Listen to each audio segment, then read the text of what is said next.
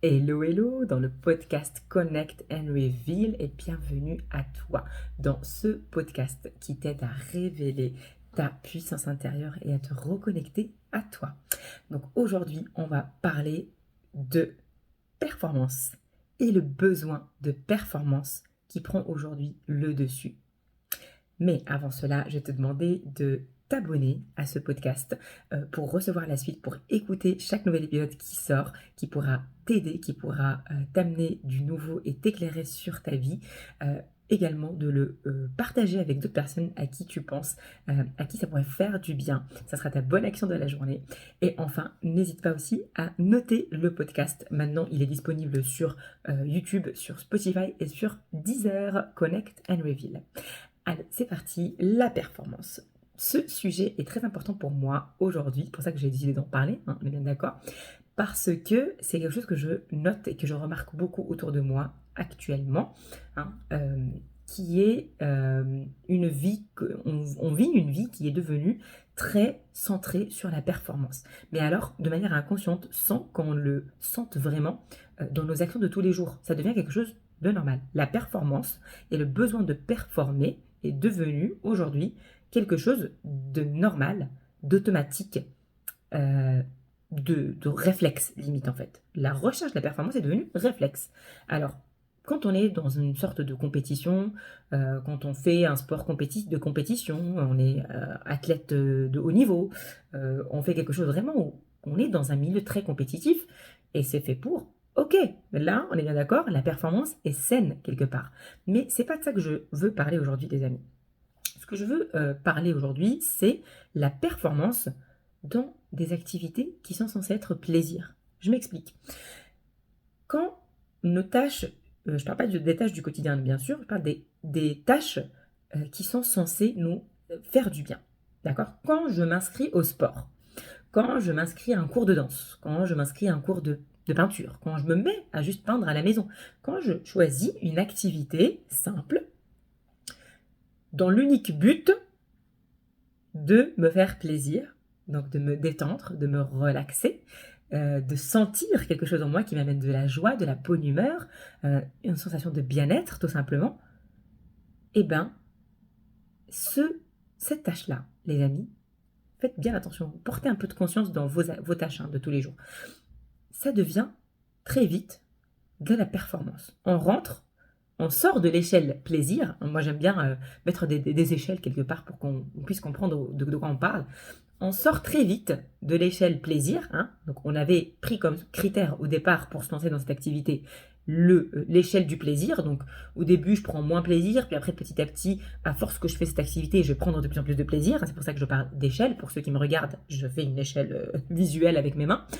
Et on sort donc de cette échelle de plaisir, plus ou moins de plaisir, voilà, de moins à plus, et on va rentrer dans une autre échelle, l'échelle de la performance, que moi j'appelle l'échelle de la performance. L'échelle de la performance, c'est quoi? C'est deux limites, l'intervalle bas et l'intervalle haut. C'est je suis nul à je suis ouf. Je suis un dingue, je suis une dingue, tu vois. Donc on part de quelque chose où on n'était pas bien, on voulait se sentir mieux, et on sort de cette échelle et on rentre dans une autre échelle, inconsciemment, vraiment, automatiquement, qui va de je suis nul à je suis ouf. Donc je vais aller de nul à je suis génial, je gère. Vous voyez le truc? C'est pas rien que les mots en plus qu'on utilise, inconsciemment, même intérieurement, on peut ne pas se le dire soi-même. On commence par exemple un cours de... Je me dis, allez, vas-y, faut que je me mette au sport, faut que je me mette au sport, faut que je me mette au sport. On est bien d'accord? Tous ceux qui disent, faut que je me mette au sport, c'est parce qu'ils veulent se faire du bien. On est bien d'accord, en général. Je parle pas de sport de compétition. Je parle de faire du sport pour se sentir bien dans son corps et dans sa tête, pour se relâcher la pression, j'insiste dessus, alors que la performance, finalement, elle vient nous rajouter de la pression. Donc, le but initial, c'était de relâcher la pression, de se défouler, de se faire du bien, d'avoir des hormones du bien, en fait, du bien-être, des endorphines qui arrivent, qui nous mettent dans un état de joie et de bonne humeur. C'est ça, le but initial. Eh bien, on se retrouve finalement à comparer entre l'état initial et l'état dans lequel je pourrais être encore plus, encore mieux. Donc, le sport, j'y vais, moi, pour me faire du bien. Au final, je me retrouve en train de faire quoi? Quand vous faites pause dessus, Ah ouais, en fait, je soulève pas assez, hein. Faudrait que je soulève un peu plus de poids. Oh là, j'ai fait que 5 kilos la dernière fois, faudrait que j'augmente un peu. Oh là là, je performe pas, en fait. En gros, c'est ça. Ah ouais, là, hier, j'ai fait que 5 kilomètres. Franchement, en 30 minutes. Oh, il faut que j'augmente mon truc, hein. Franchement, ça va pas du tout, là. Faut performer, toujours, encore plus. Pourquoi? Pourquoi ce besoin de performer dans des activités qui, à la base, étaient censées nous sortir de cette roue de la performance qu'on retrouve partout dans la vie, le boulot, la maison, partout, et se retrouver dans une bulle justement où on est en mode on se fait plaisir et il n'y a aucune condition. Pourquoi finalement ramener tout à la performance, tout ramener à il faut que je fasse mieux, il faut que je m'améliore, il faut que je fasse comme ci, il faut que je sois comme elle ou comme lui. Pareil, moi par exemple je fais de la danse actuellement, c'est là où je l'ai remarqué d'ailleurs le plus. La danse, moi pour moi c'était très clair, dès le départ je me suis mise pour le plaisir, pur plaisir. C'est juste un truc que j'aurais trop aimé faire depuis longtemps, enfin que je voulais faire depuis longtemps. Et là, l'occasion s'est présentée, l'envie est montée. J'ai dit, bah vas-y, je vais m'inscrire à un cours. J'aimerais bien pouvoir danser la bachata, la salsa, voilà, des danses un peu latines qui se font sur de la musique latine joyeuse pour m'amener de la joie en fait et de la bonne humeur et du plaisir pour me lâcher, me relâcher en fait et m'exprimer, me reconnecter à mon corps, me reconnecter à moi, l'instant d'une danse. Et en fait, je me retrouve finalement, alors moi, consciente que je suis sur ce sujet, je ne me suis pas retrouvée dans le piège, mais je le vois, je l'observe et je me dis, ah ouais, mais c'est quand même dingue comment les gens, ils peuvent, à quel point les gens peuvent rentrer dans ce cercle de la performance, ce cercle vicieux, j'ai envie de dire, hein, parce que la performance n'est pas mauvaise, mais quand elle n'est pas au bon endroit, en fait, elle est mauvaise, là pour le coup, ok. On ne cherche pas de la performance à un endroit où on cherche du plaisir, ok. Ou alors, ça, c'est du faux plaisir, je vais en parler après. Et du coup, euh, j'arrive dans ce cours de danse, dans ces cours de danse, j'ai testé plusieurs associations, plusieurs cours et tout, donc il y en a qui me conviennent très bien, pour lesquels j'y suis, d'autres j'ai vu, j'ai regardé, ok, j'ai appris des choses, hein, c'était pas nul, mais par contre, j'ai appris aussi, j'ai pas appris par contre à avoir du plaisir. J'ai pas eu le plaisir comme que je voulais. Et c'est là où c'est important de s'arrêter, de se poser une intention. Pourquoi est-ce que je veux faire telle ou telle activité? Pourquoi est-ce que je me lance dans le sport? Pourquoi est-ce que je veux faire un cours de danse? Qu'est-ce que je cherche là-dedans? Cherchez votre intention. Pourquoi je veux faire de la peinture? Pour quelle raison? C'est quoi ce que je recherche là-dedans en fait? Est-ce que j'ai de la satisfaction, du plaisir, de la détente? Est-ce que j'en cherche de la compétitivité, de la performance? Je veux être le meilleur dans ce truc-là? Ou je veux être... C'est possible en fait, hein, mais il faut être clair avec au clair avec soi-même dès le départ. Parce que sinon, très vite, tout peut tourner à quelque chose de oppressant qui amène du stress plus qu'autre chose finalement. Alors qu'à la base, c'était censé être amener du plaisir. Donc les amis, moi ce que j'ai fait du coup, j'ai remarqué, j'ai regardé, j'ai vu qu'en fait, par exemple, on avait beaucoup de profs qui focalisaient beaucoup trop sur la technique. Ah, mais le pied, attention, et les bras, il faut absolument que ce soit comme ci, et pas comme ça, vers le bas et pas vers le haut. On s'en fout en fait. Moi, dans ma tête, je suis comme ça. Dans ma tête, je suis on s'en fout. Moi, je suis pas là pour faire une compétition pour que des juges me regardent et se disent ah, elle avait les mains vers le haut et pas vers le bas, du coup moins 1 sur la note. Tu vois ce que je veux dire? Ça existe et j'aurais pu aller vers là, mais je suis pas allée vers là. On est bien d'accord. Je suis venue dans une association pour faire un cours de danse loisir. J'insiste sur le mot loisir pour trouver du loisir, du plaisir qui rime avec loisir. On est bien d'accord. Donc les gens, faut pas oublier le plaisir, c'est quoi en fait? On a tendance à zapper en fait ce que c'est que le plaisir. On pense que c'est un mot comme ça. Redéfinissez le mot plaisir pour vous. Qu'est-ce que ça veut dire, ok? Et le plaisir, ça n'a jamais été au même niveau que performance. Non, c'est là où j'en arrive à au faux plaisir, pardon. Il y a un plaisir, bien sûr, qui est lié à la performance. On est bien d'accord. Ce plaisir-là est un plaisir neurophysiologique lié à la dopamine. La dopamine, un neurotransmetteur responsable du plaisir qui rentre dans le circuit de récompense. Donc c'est un plaisir par récompense. C'est un plaisir conditionnel.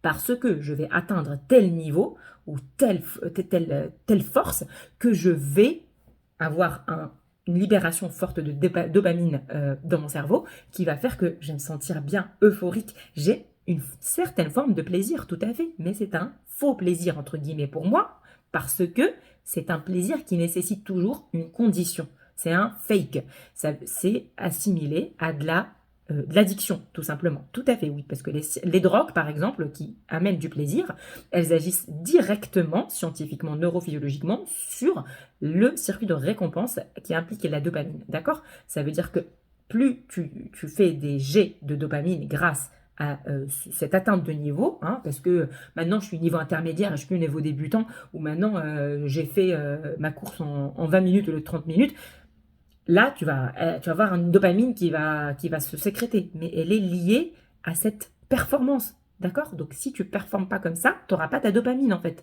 Et si tu performes d'ailleurs de la même manière plusieurs fois de suite, tu n'auras plus non plus le même shot de dopamine. Donc, tu n'auras plus le même plaisir. C'est pour ça que c'est un plaisir qui est conditionnel. C'est un plaisir faux, ok?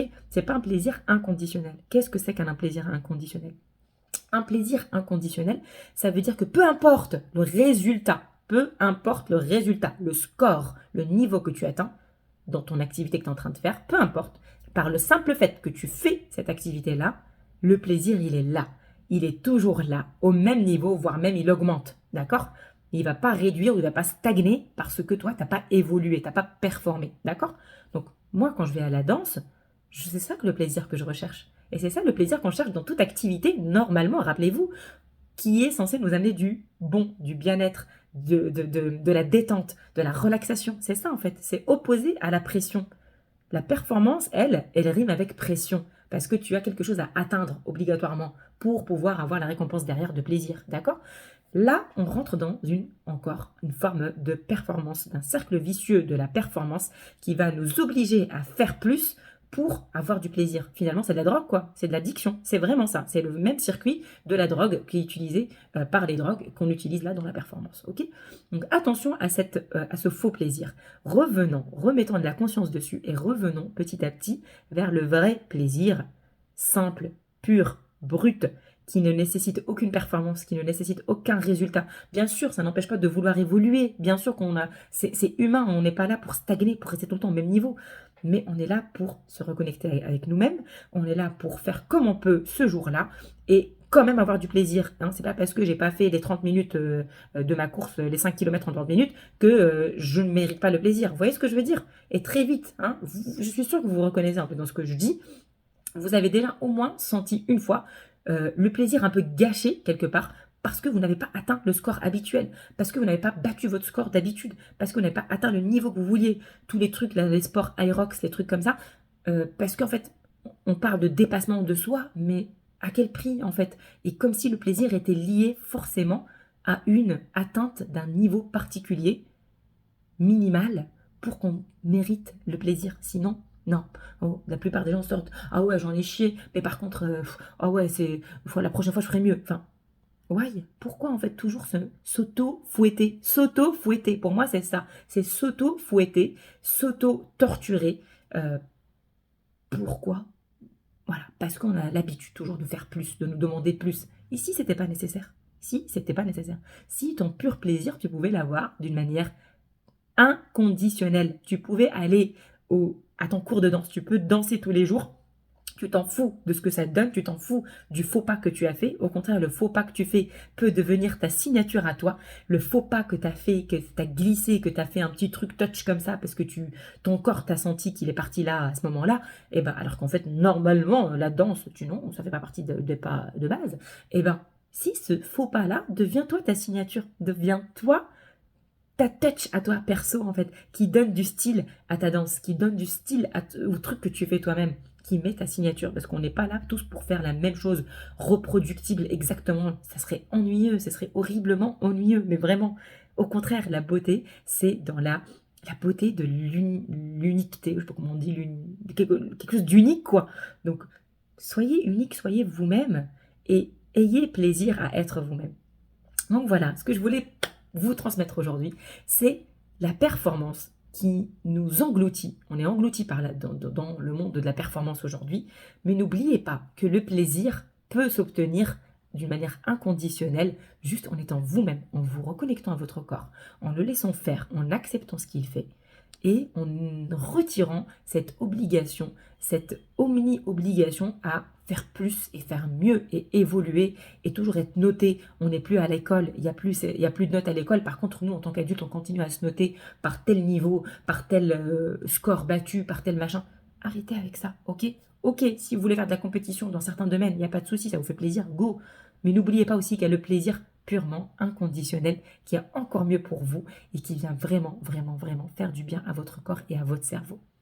Là-dessus, c'est terminé pour aujourd'hui sur la performance et le plaisir.